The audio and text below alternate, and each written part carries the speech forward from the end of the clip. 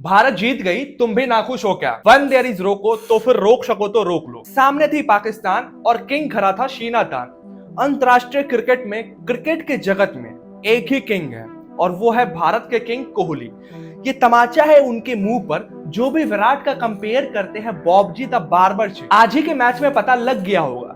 जब बात थी देश की शान की तो किसके सीने में था दम खड़े रहने का, मैच जितवाने का, और सारे प्रेडिक्शन वहां पर फेल हो जाते हैं। जब भी चलता है किंग का बल्ला, चाहे वो IITN बाबा हो या फिर मैच विनिंग प्रेडिक्शन हो, कोई सा भी प्रेडिक्शन हो, हर प्रेडिक्शन फेल हो जाती है।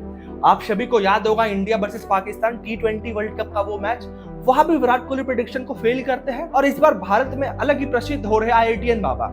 उनका जो प्रेडिक्शन था कि भारत ये मैच हारेगी, कोई विराट कोई रोहित नहीं बचा पाएगा, तो बाबा जी विराट कोहली ने ही बचाया है, शतक भी जरा है। तो आपकी प्रेडिक्शन फेल हो चुकी है।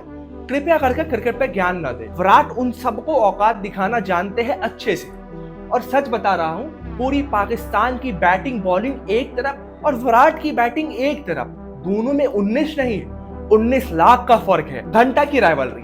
असल में मजा तो वहां आ रहा था, विराट का सेंचुरी बनेगा या फिर नहीं। 12 रन जीत के लिए चाहिए थे और विराट की सेंचुरी के लिए भी वहां से 12 रन ही चाहिए थे। तो भाई पूरा पाकिस्तान का बैटिंग देख लो, बॉलिंग पर देख लो, और ये अंत का जो सीन था भाई, अंत का जो ये सिनेमा था, ये देखने में अलग ही मजा आया होगा। इतने इंपॉर्टेंट मैच में एक बार फिर से विराट कोहली बताते हैं दुनिया को, शेर आज भी शिकार करना नहीं भूला है। अब भाई पाजामाकिस्तान वाले, थोड़ी बहुत भी शर्म बची हो तो ढंग की क्रिकेट खेल लो भाई।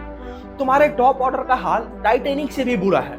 इनके टॉप ऑर्डर को 100 तोपों की सलामी मिलनी चाहिए। और ये क्या है, पजामा छाप सीरीज तो है नहीं जो तुम खेलते हो जिम्बाब्वे के खिलाफ। भाई ये ICC इवेंट है और यार फालतू का हल्ला मचाते हो, इंडिया नहीं आया, इंडिया नहीं आया। अब अच्छा तो क्या, ये जो पूरे पजामाकिस्तान की कटी हुई नाक को तुमने दोबारा से कटवाया है, वो तुम पजामाकिस्तान में कटवाना चाहते थे क्या? एक तो ये इतने नालायक है, अपने साथ साथ हम भारतीय का भी मजाक खराब कर देते हैं। टॉस जीता नहीं कि बैटिंग करनी है। भाई बच्चे हो क्या, तुमसे होगा नहीं, तुम्हें पता है बल्लेबाजी हो गई नहीं, तुम्हारी बल्लेबाजी ताश के पत्ते की तरह ढह जाएगी। तो कम से कम अपने अब्बू को मौका तो दो खेलने का। नंबर 9 तक बैट्समैन क्यों रखा है? यही तुम्हारे 241 रनों को चेस करने के लिए। खेलने देते यार हमें, एटलीस्ट 400 रन तो होता बोर्ड पे, जैसी तुम्हारी बॉलिंग है। और भाई ये क्या था, अबरार भाई अब्बू से मस्ती नहीं करते, मजा आ गया होगा आपको। इतने बेशरम कैसे हो सकते हो आप? माना बॉल अच्छी थे, विकेट मिली, पर दिखा नहीं क्या बोर्ड पे 100 रन लग चुके थे। और ये भाई गिल को इशारे दे रहा है बाहर जाने का। चलो जल्दी से आप बैग पैक करके पहली फुर्सत में पजामाकिस्तान के रथ पे सवार होकर निकल लो। अब देखिए इन सारी बातों को छोड़ते हैं, एक समय के लिए नजर डालते हैं आज आखिर हुआ क्या। तो आज था 23 फरवरी का दिन, जिसका बहुत हाइप बन रहा था। Greatest rivalry, India versus Pakistan, Sunday का दिन, इतने बजे से लाइव, ये वो बहुत कुछ। पर होता क्या है, ओपन करने को आते हैं बॉबजी द बार्बर और इमामुल हक। पहले तो अक्षर का वो शानदार थ्रो और इमामुल हक का सीधा ग्राउंड से बाहर। अब आते हैं शाहिद शकील। उधर बॉबजी द बार्बर भी 23 रनों पे पहुंच जाते हैं और उनको याद आता है भाई आज तो 23 फरवरी है और मैं तो बॉबजी द किंग हूँ, हमेशा से कुछ अलग करने की आदत है मेरी। तो भाई साहब 23 फरवरी के दिन 23 रनों पे ग्रेट हार्दिक पांड्या के हाथों आउट हो जाते हैं। फिर आते हैं लिपस्टिक धारी रिजवान। पर यहाँ पर एक कहानी है। अब बाबर तो है भाई, हार्दिक के हाथों आउट हो जाता है। हार्दिक पांड्या किस लेवल के खिलाड़ी है ये सभी को पता है।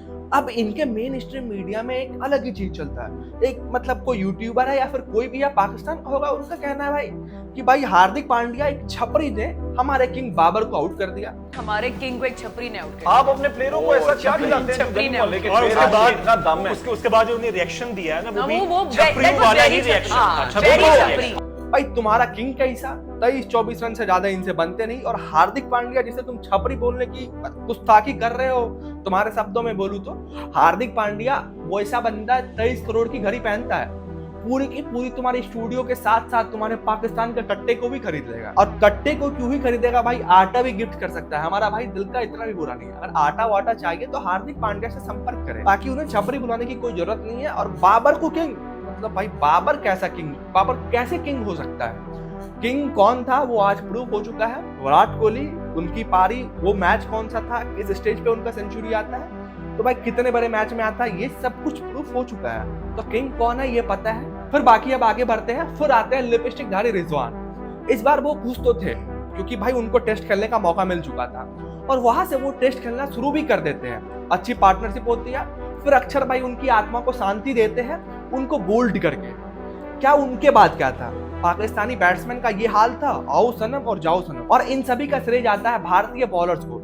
अक्षर, हार्दिक, कुलदीप, जडेजा सभी ने मिलकर पाकिस्तानियों का कब्र खोदा है आज। बेचारे पाकिस्तान वाले 250 तक भी नहीं पहुंच पाते हैं। फिर उतनी ही अच्छी भारत की बल्लेबाजी, शुरुआत से ही रोहित और गिल का अटैकिंग इंटेंट, फिर रोहित आउट हो जाते हैं, गिल वहां से शानदार बल्लेबाजी करते हैं, पर विराट कोहली, श्रेयस अय्यर, हार्दिक पांड्या, अक्षर पटेल सभी ने क्या खूब बल्लेबाजी करी। इनिंग छोटा रहा हो या फिर बड़ा वो मायने नहीं रखता, पर सभी का इंटेंट साफ साफ दिख रहा था और पूरा किया रनचेज को। श्रेयस अय्यर ने भी चैंपियंस ट्रॉफी में अपना पहला अर्धशतक जड़ा। इस मैच के बहुत सारे हीरो हैं, खास करके सुमन गिल। जिस तरह की बैटिंग करके रोहित के आउट होने के बाद भाई वो इनिंग्स को संभालते हैं, जरा भी रोहित की कमी महसूस होने नहीं देते हैं। फिर जो बाकी था वो तो इतिहास है, बाकी अब सब कुछ खत्म हो चुका है। सिर्फ एक सवाल है मेरा उन लोगों से, भाई इंडिया वर्सेस पाकिस्तान के मैच को ग्रेटेस्ट राइवलरी कहते हो, किस हक से कहते हो? भाई हर बार पाकिस्तान को कूट दिया जाता है। सबको पता रहता है क्या होने वाला है, फिर भी झूठ का पाकिस्तान को इज्जत देने की कोशिश करते हैं लोग। भाई इनसे अच्छे बांग्लादेश वाले थे, थोड़ी बहुत लड़ाई तो लड़ते हैं, ये तो एक तरफा पे ले जाते हैं। पहले तो ये होस्टिंग को लेकर रो रहे थे, फिर रोते हैं इस बात पर कि भाई भारत क्यों नहीं आ रहा है। पाकिस्तान वाले कहते हैं कि भाईजान हमने अच्छे थर्ड क्लास स्टेडियम को तैयार कर लिया है, फिर अलग लेवल का बकवास करते हैं, आवाज दूर दूर तक जानी चाहिए। इतना कुछ बकवास करने के बाद कैसा लगा भाई? हो गया ना, बाहर हो गए ना टूर्नामेंट से। और पहली बार ये भी देख लिया ना, होस्टिंग कंट्री खुद ट्रेवल कर रही है टूर्नामेंट में और अब फाइनल भी गया पाकिस्तान से। इससे अच्छा तो भाई तुम्हें फाइनल अपने देश में लेना ही नहीं था, तुम होस्ट ही नहीं करते टूर्नामेंट को। तुम्हारे हाथ से फाइनल भी जाने ही वाला है, तब तुम एक कदम दूर हो भारत फाइनल में, और फाइनल तेरे पास से गया, और फाइनल में भारत तो 100% जाने ही वाला है। तुम्हें क्या जरूरत थी इतने तामझाम की? और ये बदला था 2017 का, जो बकवास तुम लोग कर रहे थे। तो इसी के साथ खत्म हुआ सफर पाकिस्तान का, होस्ट ही लॉस्ट हो गए, फाइनल भी अब शिफ्ट हो ही जाएगा पाकिस्तान से। तो पूरी पाकिस्तान को जो आज 140 करोड़ भारतीय की तरफ से करारा तमाचा पड़ा है, कम से कम इसके बाद पाकिस्तानी होशियारी दिखाना बंद कर देंगे, और यही तुम्हारे लिए अच्छा भी होगा। बाकी इस मैच के बारे में आप सभी का क्या कहना है कमेंट सेक्शन में बताएं। और क्या आप सभी को भी ऐसा लगता है कि भाई इंडिया वर्सेस पाकिस्तान का मैच जो है वो एक ग्रेटेस्ट राइवलरी है? ऐसा कुछ भी नहीं है मेरे हिसाब से तो, क्योंकि आप स्टैट्स उठाकर देखो, पाकिस्तान वाले कहीं कॉम्पीट ही नहीं करते हैं।